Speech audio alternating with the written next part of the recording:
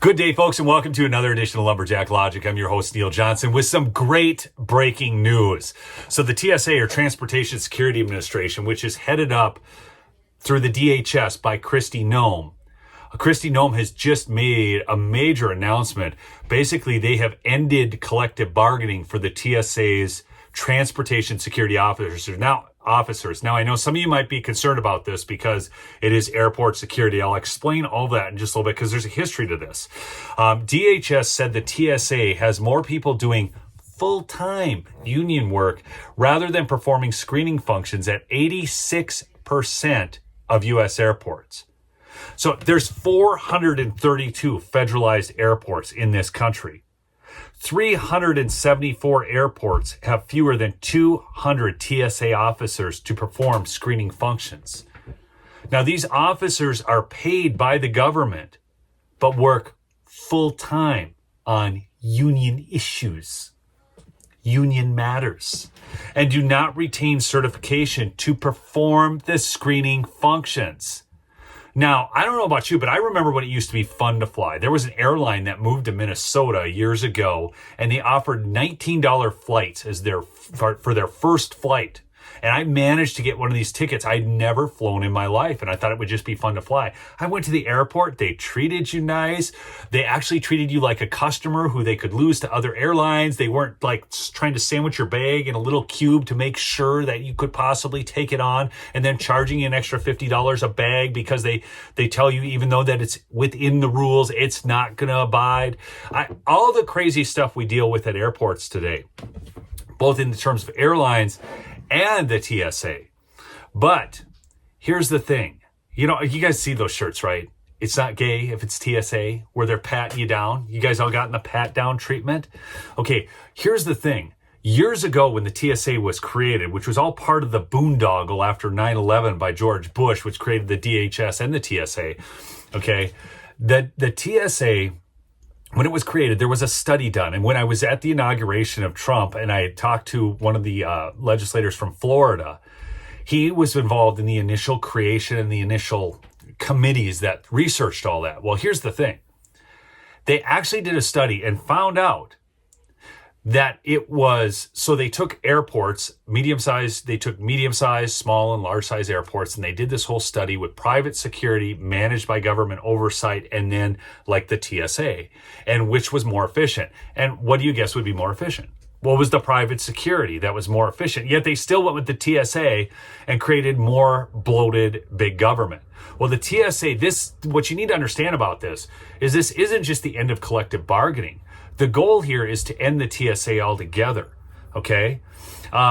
In fact, in this report, 60% of poor performers were allowed to stay employed. But if you want to know just how good it is, listen to how the Associated Press is covering it. That's right, the people receiving money from USAID. Here's the headline. Homeland Security ends collective bargaining agreement with TSA staffers. An attack on worker rights. It gets better. That's right. Washington, AP. The Department of Homeland Security said Friday that it is ending the collective bargaining agreement with tens of thousands of frontline employees at the TSA, making a major attack on workers' rights under the Trump administration. The department, in a statement announcing the termination, criticized the union, whose staffers are responsible for keeping weapons off of airplanes and protecting air travel, folks.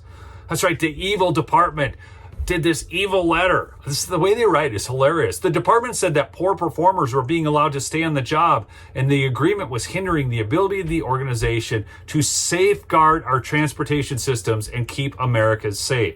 An assessment that faced immediate pushback from top Democrats in Congress. Now, let me ask you a question. You guys have been to the airport. You've seen these TSA employees.